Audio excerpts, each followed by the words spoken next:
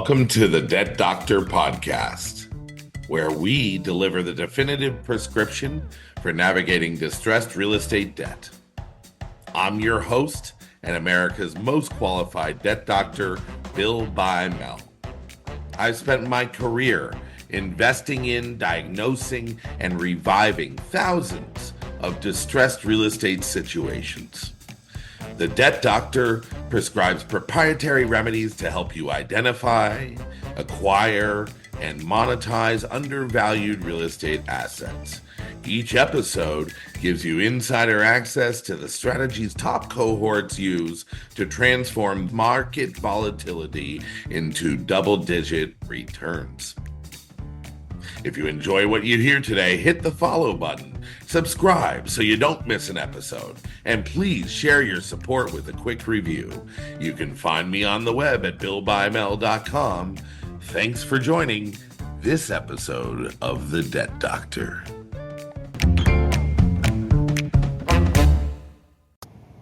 Hello, and welcome to The Debt Doctor. I'm your host, Bill Bymel. We're here in New York City at the Blackstone Building on Park Avenue with this amazing view of downtown New York. I'm here with my good friend and colleague, Ron McMahan, and we're here to talk a little bit about market dislocations in real estate in 2025. Ron, thanks for being here. Thank you. So we've talked a lot about the fact that commercial real estate seems to be a canary in the coal mine.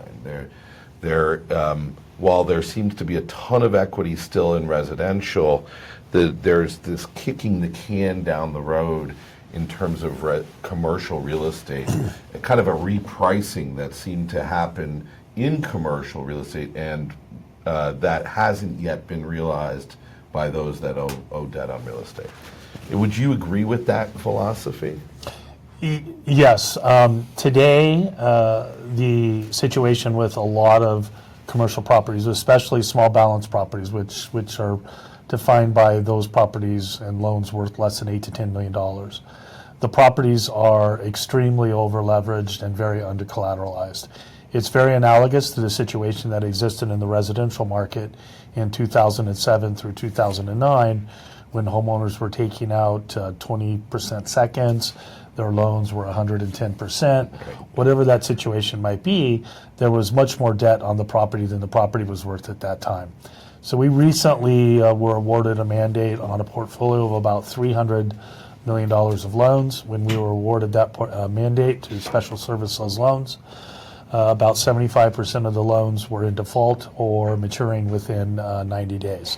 The average loan to value on that portfolio of bridge loans was 135%. What I mean by that is that the loan amount was 35% more than the average values of the properties securing those loans. And that's the dislocation. I mean, there have actually been originators out there, like this one that you're talking about, that gave hundreds of millions of dollars of small balance commercial bridge loans when they thought they were giving those loans at 80% or 70% LTV, and they were actually giving them at 130. Now, some of that change, some of that what we would call dislocation, was caused by the change in interest rates a few years ago. But a lot of these loans was just fraud or just misvaluation and greedy originators that were willing to originate anything they could get approved for a fee. Is that what happened? Well, it's interesting because a lot of the same underwriting techniques, or lack of technique, shall we say, that took place during the subprime crisis, say from 2001 through 2007 or 2008, were exactly the same mistakes that underwriters made today. There was extreme amount of borrower fraud, but there was very poor underwriting. Lenders were making loans for millions of dollars and never visiting the property. They were not verifying through third-party validation of documents internal rent rolls. They were not verifying appraisals. There was no comps. It was almost a free-for-all, especially in the private lending industry. And also LTVs on loans kept going up and up and up, to the point now where you see a lot of private lenders giving fix and flip loans on 1 to 4 properties at 95 or 90% of the current property value. That's just the recipe for another subprime crash, except this time it'll be in small balance commercial. Well, you hit the nail on the head when you say subprime, because you and I have been around long enough to know, the word NONA loan, no income, no job, basically. Just state your income, right, or just make it up. No, in small balance commercial, I'll give you a new term, Bill. Right now, it's called the NONA loan. No obligation, no appraisal. What that means is the borrower doesn't sign a guarantee and the bank doesn't get an appraisal. And what that means is they're going to call me next week about a defaulted loan. Yeah. I mean, every day we're looking at tapes. I just looked at a tape this morning that had 12 from a bank, where there's just no way they could have ever thought that these appraisals no one must have looked at these when they got originated. Yeah, not only the appraisals, Bill, but also the sponsors. A lot of banks lent money to businesses that were not viable, or, basically when you're doing a commercial loan, you should be evaluating the cash flow, that it's substantial enough to make your mortgage payments. You'd want to look at the collateral value. You don't want to make a bet on the business only. But what's occurred here is a lot of bad businesses got loans on properties that the business operators owned, and unfortunately those businesses have gone sour. The worse the economic environment gets in the United States, like for example right now everyone's raising the percentages of a recession down the line. Goldman Sachs just recently raised, I think, over 50% probability of a recession. You'll see even more small balance loans fail. Everybody hears about the large office buildings in various cities that get sold for 10% or 20% of the loan amount. The real problem is in America, where these small balance loans, the losses that are going to come are going to greatly eclipse, in my opinion, what occurred during 2007, say, through 2010 in the resi space. Right. I guess the only thing that's different is that, thank gosh, commercial in general is a smaller actual dollar volume total, which you wouldn't think of, but in terms of the mortgage market itself, $4 trillion, $14 trillion. That said, going back to the subprime conversation, which was the residential, what I've seen, and I think you've definitely seen this, is that the guys that used to work at Countrywide, and which was obviously ground zero for subprime, are guys that went into the private commercial lending space the last 10 years. Yes, unfortunately. Yes. Well, that said, so where does that leave us today? I mean, we know there's dislocation. People have been talking about it in commercial, almost to the point where, we talk about to some of our colleagues and they're like, yeah, we'll believe it when we see it. You and I are on the front line, so we're starting to see it. We're starting to see an increase in NPLs, more banks wanting to sell loans finally. Where does this dislocation end up, in your opinion? What does 2025 look like, and what kind of opportunities might exist? An easy way to look at it is, I think banks will be able to work through a lot of these issues on down to the smaller banks. Where the losses are going to be horrendous is in the private lending sector and in local kind of semi-institutional lenders. In the last, say, 7 or 8 years, you've seen nobody ever heard of a fix and flip loan before 2014 or 2015. Now that's all you hear about. Right. Everyone, there's TV shows about it. Everyone can go out and remodel their house. They can get rich fixing and flipping loans or fixing and flipping houses. There is no question that the largest private lenders in the United States right now, in fact, I can tell you that I know 4 or 5 of very high senior executives at the 10 largest lenders, and they all have default rates in excess of 15 to 20% of their current portfolios. So that is a huge problem for them, and private lenders also don't have the capital reserves that banks do. They haven't been reporting. They've been doing what's called extending and pretending. So what we look at is a complete tsunami of debt coming. The question is, how do you profit from it? Well, you can try to profit from it the same way that you did back in '07 through '12 when people were buying houses and fixing them up and flipping them. It's not the same in the commercial world. You can't go down to the local strip mall and fix that up and flip it as quite as easily as you can the house down the street. Yeah, for sure. So it means workouts, it means taking back price properties, it means repricing the market. I mean, that's really, it's just a one-by-one kind of scenario. Yeah, it means workout folks need to have a complete solution. They need to be able to originate a new loan. They need to be able to work out a loan. They need to provide special servicing, and they need to partner with the sponsor.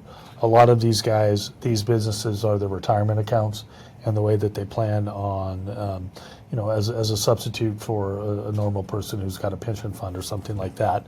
So you need to work with them to help them maintain their financial integrity. You're going to have to invest in their property. You're going to have to become their partner. Mm-hmm. It's not something where you can just go in and large-scale evict or foreclose on thousands and thousands and thousands of multifamily properties, for example. Right. You're going to have to partner with these people, and that's why that's the business that we've started. And over the last year, we've probably worked out about 300 million of those types of loans, and I expect it's going to grow probably tenfold over the next 4 to 5 years.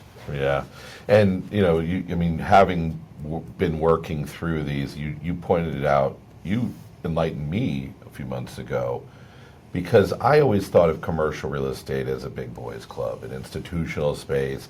The stuff that you read about in the newspaper is when a Chicago downtown loop building sells for $10, right? So you think that that's a big boy space, but in reality, when you look at small balance commercial, which is what we classify as under 10 million in value, there's a pretty large percentage of that is just regular folks trying to, create a nest egg or a second income. Yeah, there's a real misunderstanding, and I think we've touched upon this before, but just like in single family, single member LLCs or individual investors own 90% of the non-owner occupied single family properties.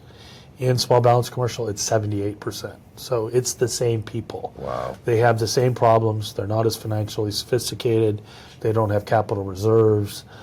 They're already running on tight budgets because of maybe 2 or 3 of their tenants aren't paying their rent or their leases, whatever the situation may be. So it is a tough situation. It is highly analogous to what occurred, roughly 17, 18 years ago in the resi space. Mm-hmm. And I think it's going to take 5 to 7 years to work out just like it did in the residential space. Yeah, I think you hit that nail on the head. I mean, that's the thing. It's doctors that own a multi-office that they have 4 other doctors that are tenants. It's got, lawyers and policemen and firemen that graduate from single-family rentals to a 12-unit building. The loan they got 5 years ago is now maturing, and the rates are 3 points, 4 points higher. So it doesn't work. Yep, exactly. Do you think the impact of insurance will having anything to do with this? Horrible impact. Yeah. I mean, in places like California and Florida, it's different environmental concerns, but they have the same problems. A really good friend of mine, where I live in Southern California, he's an Allstate insurance agent. 38% of his book was canceled. And wow. Yeah, and he's all California, but it's horrible for them, and it's horrible obviously for the homeowners and the business owners that own those properties. Yeah, and it's what's really interesting about the insurance conversation is prior to the last 3 to 4 years, it seemed like you could easily say, okay, it's California wildfires and Florida hurricanes, or maybe some Gulf states. Now you're seeing hurricanes hit Jersey. You're seeing hurricanes hit the Carolinas. You've got the tornado events all around the middle states. I mean, this is not just isolated to any one. I'm surprised at you, Bill. Are you trying to say climate change is real? How dare I? I hope you're not supporting DEI as well. That's right. No, I mean, it's obvious at this point. The reason insurers are charging us more is because we are seeing multi-billion-dollar weather events every month, as opposed to what used to be once a quarter. And it's affecting all parts of the country. One of the things I've been saying is for so long, it's PITI, principal, interest, taxes, and insurance. For so long, the T&I could just be forgotten, because it was a pretty steady number. Maybe you'd see some increases. Now, when you've got insurance rates doubling, and this is a residential and commercial problem, I know people in Florida where their insurance monthly nut is more than their mortgage payment now. Lots of people. So how do they plan for that? And that is applicable to small balance commercial as well. Yeah. Again, they're not sufficiently capitalized to absorb that increase in their taxes and insurance. Yeah. And it's those moms and pop investors that did gross leases. Yeah. So it's coming out of their pocket. No, exactly. Well, so I appreciate your perspective. Any thoughts, any bold predictions for 2025? We're recording this now in, what day is this, April of 2025? And we've obviously faced several months of volatility, and especially several weeks. We're starting to see the stock markets with huge swings. Any bold predictions for this year? Yeah, default rates in commercial lending are going to just skyrocket. They have to. You've heard me characterize the default as a tsunami. Mm-hmm. Well, there's also something called the maturity wall. And the maturity wall is when these small lenders run out of money to lend because they're not recycling their capital because they're extending everyone. Mm-hmm. So they're not getting paid off.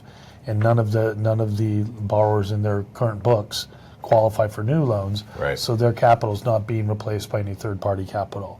So the pending maturity wall coupled with the tsunami of debt that's hit already and is starting to hit is just going to create real havoc for lending in the small balance space. And I think you hit the nail on the head when you said that it was private equity is the unknown factor. It's really in that space because it used to be that the majority of commercial lending in real estate was still done by the banks. Yeah, and that switched over the last 10 years. Yeah, and very large institutions, specifically focused on commercial lending. Now everybody, go look on LinkedIn. Look how many private lenders there are. That's right. And half of them don't even do it full time. They're part-time lenders, and they do 2 or 3 fix and flip loans a year.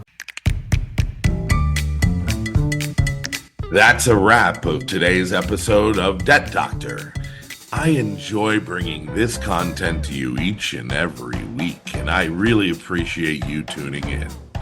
Remember to follow us so you get notified whenever new episodes release.